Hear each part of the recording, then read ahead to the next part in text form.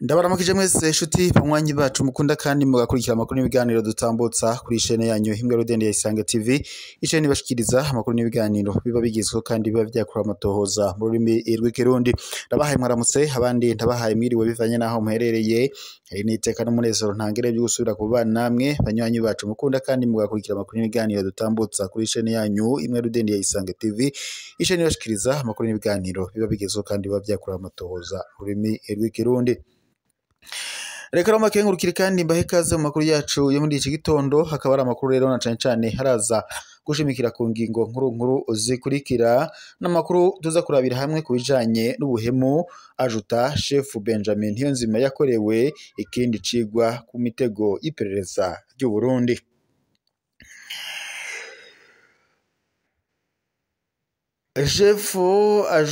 Ajuta Chef Benjamin Niyonzima n'umusirikare yahoze muri FNL ubu yakorera mikambi ya Mwaro yabuzwe irengero kuwa 9 ukwezi k'umunani uyu mwaka. Inyuma y'iyo nkuru kandi twaraye turose izindi ntahe nyinshi zirimwo izivuga ico yafatiwe ndetse n'izindi zemeza ko vy'ukuri yapfungiwe mw'iperereza harya hafi ya Katedrale Hajinamundi.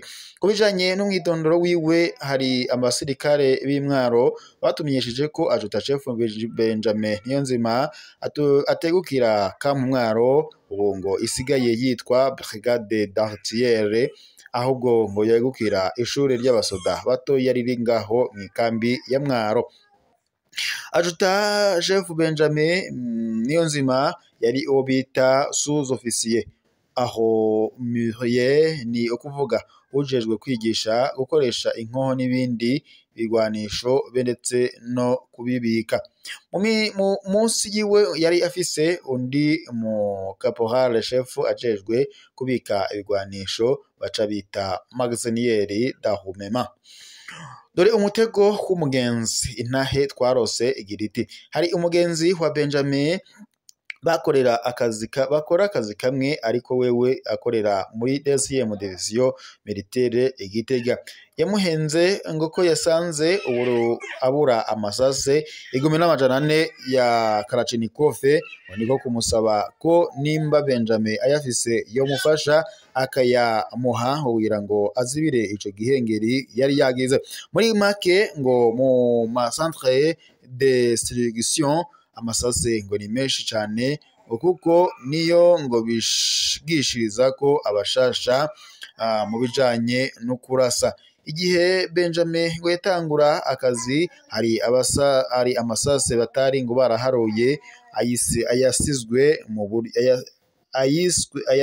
ayasizwe n'uwo yari yasubiriye. Bari kandi ngo baramuharuriye ayo bamuhaye gusa. Benjamin aca agira ibigumbagumba ko umugenzi we atogira ikibazo nk'ico ko ngo yomufasha akayamuha kugira ngo uwo mugenzi wiwe ntapfungwe. Ajuta Chef Benjamin Niyonzima yaciye abisigurira umukoporari chef yatwara ujejwe ububiko bw'ibigwanisho magasinier d'armement, kuko ngo ntivyari gukunda ko asohora amasase adaciye kuri magasiniye. Yarashoboye kandi ngo kumwumvisha ko ari ngo kurokora umugenzi wabo yagize ikibazo cyo kuzimiza amasase. Aho ku munsi wa gatandatu igenekerezo rya 9 ukwezi k'umunani uyu mwaka, Benjamin Niyonzima nawe nyene ngo na wa mugenzi wiwe ari caporal chef bashize mu masakoshi amasase yashikiye 1400 ngo bayasohokana ikambi bagenda guhura n'umwe yiyita ko ayakeneye. Bari kandi bahanye gahunda ko ngo bamuhurira mu Kibumbu isaha 8 z'umugarango. Barahashitse bararindira uwo bahana gahunda. Bamurondeye kuri telefone akababwira ko moto ngo yamupfanye ngo ariko araza. Babaye baricara ahantu abantu basanzwe bagoroza impuzu aho ndetse mu Kibumbu. bagatumako agacupa ngo ku kirabo cari hafi gato. Amasakoshe bayabikije mu nzu. Isaha 12 z'umugoroba niho wa muntu barindiriye yaza. Benjamin amubonye bararamukanya, amusaba isakoshe yazanye kugira ngo amuciremwo ya masase. Kubera wa mumagaziniye wewe atari azwi cyane, we yasigaye hanze. Benjamin be nawo wa mugenzi we binjira kuraba kugira bakore igikorwa bemeranije. Bamaze kwinjira muri iyo nzu, wa mumagaziniye yari yasigaye hanze ngo niho yabona umuntu wundi yinjiye yiruka muri ya nzu, aza yambaye impuzu za siporo benshi bita tirininge. Mu magaziniye ngo yaragize amakenga, aja kuraba, niko ngo gusanga uwo yinjiye yambaye tiriningi afatiye pistole kuri Benjamin, ariko ngo amwambika amapingu. Wa Caporal chef aca asohoka yiruka arayanyaga. Iryo joro yaraye mu ikambi ntaco yavuze. Mu bucagucagu azinduka aja kudondora aho ajuta chef Benjamin Niyonzima yarara, abaza uwo babana mu cumba ko Benjamin yatashe. Yumvise ko atatashe, Caporal chef yaciye ngo yihuta gusohoka ikambi, nta n'ikintu ciwe yigeze atwara. Ubu ngo yarabuze, yarahunze igihugu. Intahe y'uwapfunganywe na Benjamin Niyonzima muri SNR. Twararose ivyemezo ko ajuta chef Benjamin Niyonzima yapfungiwe mu iperereza harya hafi ya Katedrale Hajinamundi.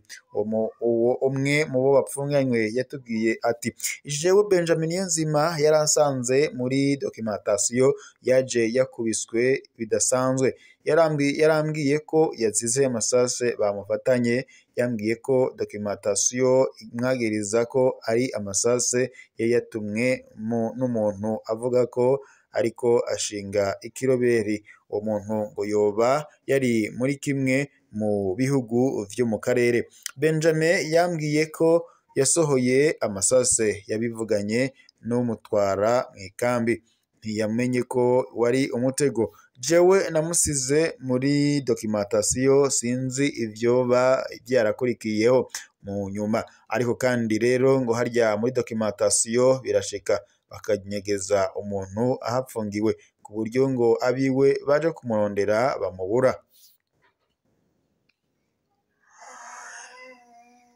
Ariko kandi ikibabaje nuko ariko rero ngo harya muri documentation birashika nyene abiwe ngo baza kumuraba bakamubura kubera ko baba bamunyegeje. Ikindi Benjamin yamubwiye ngo nuko yafatanywe n'abandi babiri, ariko bo bandi ntabo nabonye. Inyifato itangaje ya dokima ya akomanda wa CIA Mwaro. Hari amasoko menshi muri Mwaro yatubwiye ko bose babizi ko ajuta chef Benjamin Niyonzima yatwawe n'iperereza, ariko ngo komanda wa CIA Mwaro yategetse ko atawosubira kuvuga ko yanyurujwe, ahubwo ko ngo bategerezwa kuvuga ko yagize desertion, ni ukuvuga ko yatorotse.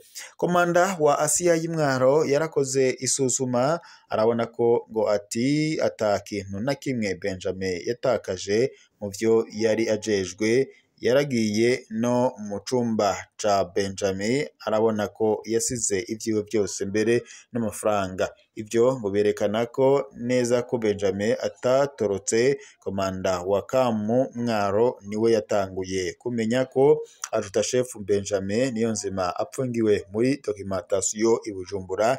Yarabibwiye uwo bita sous-officier de corps, nawe arabibwira abandi basirikare. Niho rero komanda wa CIA Mwaro yaca abuza ko atawohirahira ngo asubire kuvuga ko apfunzwe muri documentation, ahubwo ko komanda wa CIA Mwaro yoba azi ikibi, yoba ashaka kunyegeza ivyinshi.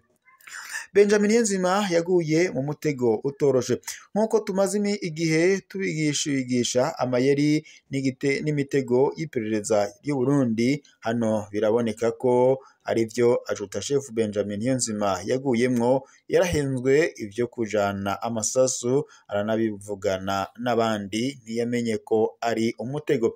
Ntituzi impamvu hari ibihushane hagati y'intahe yatanzwe na Caporal Chef yari ajejwe ububiko bw'ibigwanisho muri CI Mwaro ndetse n'intahe yatanzwe n'upfunganywe na Benjamin muri CNR, muri kandi abo muri SNR. Muri abo babiri birashoboka ko harimwo uwubesha canke ibyo Benjamin yabwiye Caporal Chef bikaba bitandukanye n'ibyo yabwiye uwo bapfunganywe, hamwe ndetse Benjamin yoba yavuze ukuri kuwo bapfunganywe,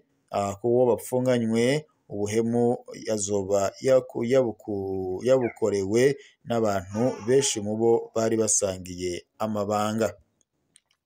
Umukuru wa CI Mwaro ashobora kuba afise ico abiziko. Caporal Chef arashobora kandi kuba nawe nyene afise ico abiziko. Bano babiri Benjamin yoba yavuga ko bafatanywe bashobora kuba ari umwe yari azaniye amasasu be na Caporal Chef. Keshi abafatanwa n'uronderwa n'iperereza nibo baba bamutanze, hanyuma bo bakarekurwa nawe akicwa.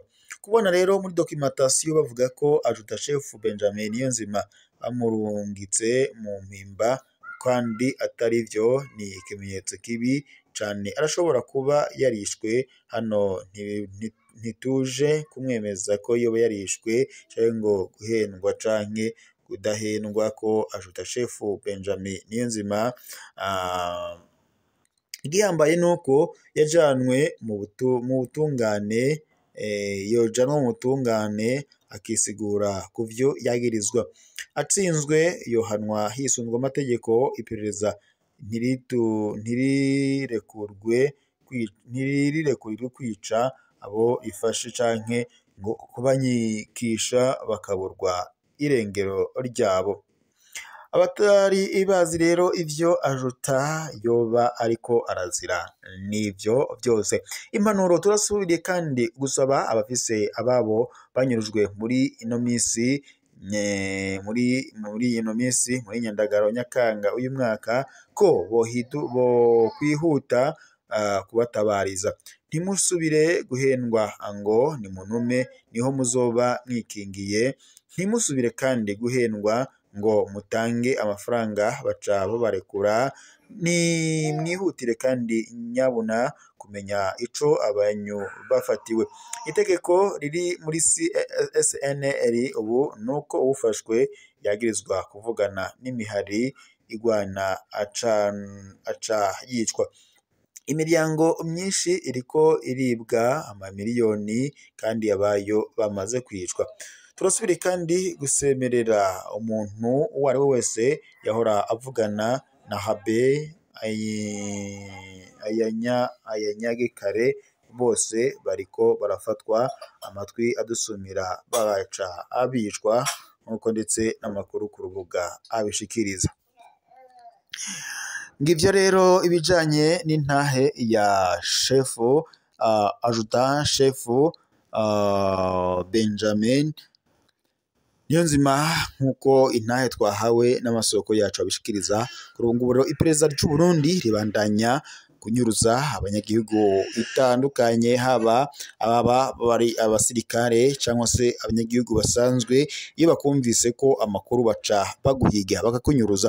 Urabizi neza mu minsi yaheze ko twabahaye intahe ya Habe, akaba ari Niyonzima, Murantunga akaba ari Dieudonné Niyukuri batazira Habe nyene yapfunzwe ndetse agapfunganwa n'abandi biwe bagenzi be bashika 4. Bakaba rero bari banyurujwe na Alexis Hajayandi, agaca abahenda ko ngo azobajana mu Burundi ndetse ngo bagiye kwifadikanya mu kugwanya ubutegetsi bwa Evariste Ndayishimiye. Kuri ubu ngubu rero Habe cyangwa se Dieudonné Niyukuri ntawuzi irengero ryiwe. n'ubu rero abandi bose banyurujwe baca baburwa irengero kandi baba basabwe amahera menshi ngo bazorekurwa bagaca bicwa. Abanyagihugu muri kanure kuko ibiri kubiraba mu Burundi birateye ikigongwe.